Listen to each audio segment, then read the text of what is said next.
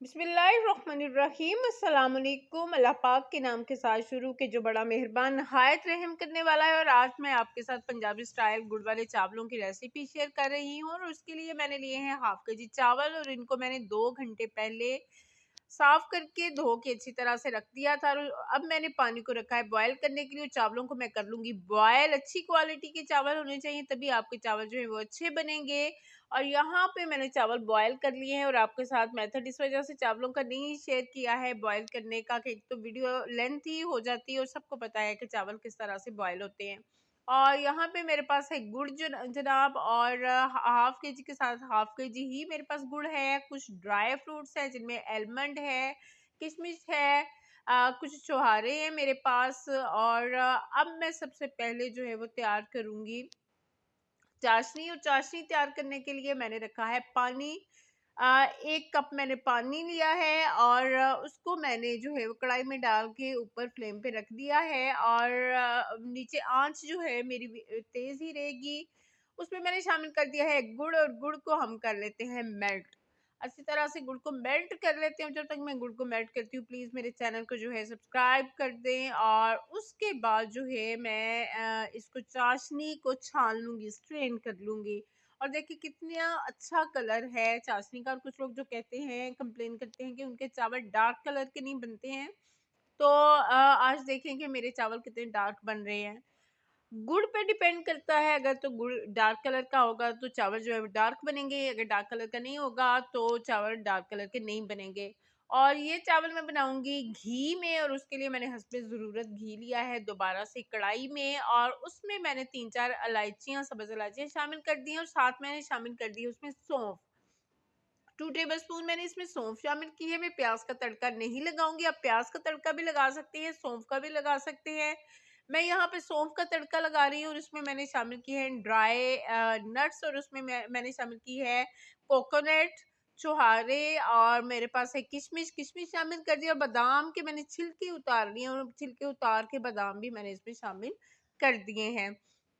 Dry nuts में मैं दोबारा बताती चलूँ कि मेरे पास है कोकोनट, आलमंड, छुहारे और किशमिश। और इनको मैंने जो है बादाम के छिलके उतार लिए, बाकियों को मैंने काट के शामिल कर दिया है सौंफ और इलायची के साथ घी में।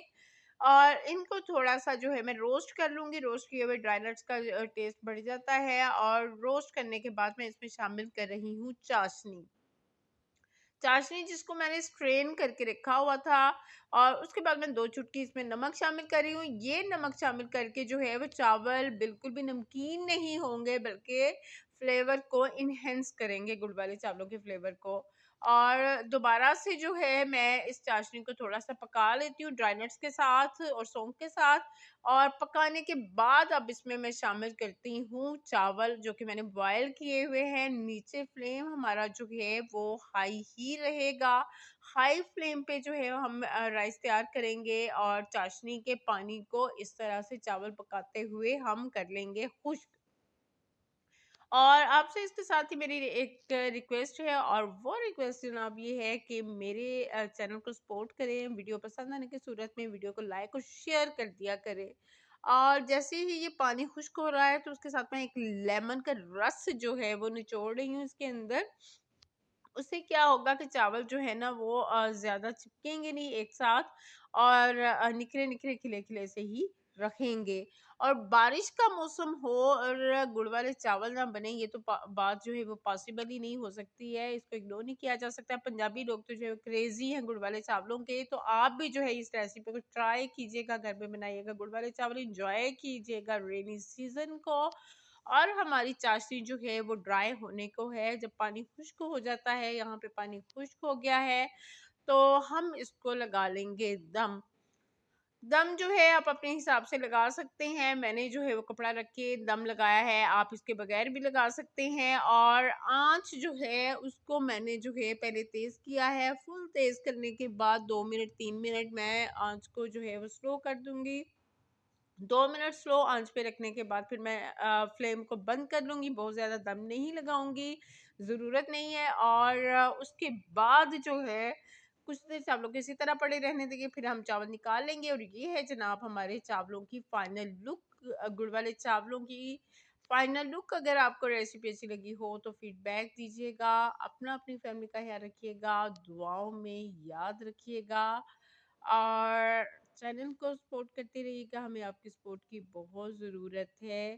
फी अमान अल्लाह, bye bye, tata, take care, अल्लाह हाफिज़, लव यू ऑल।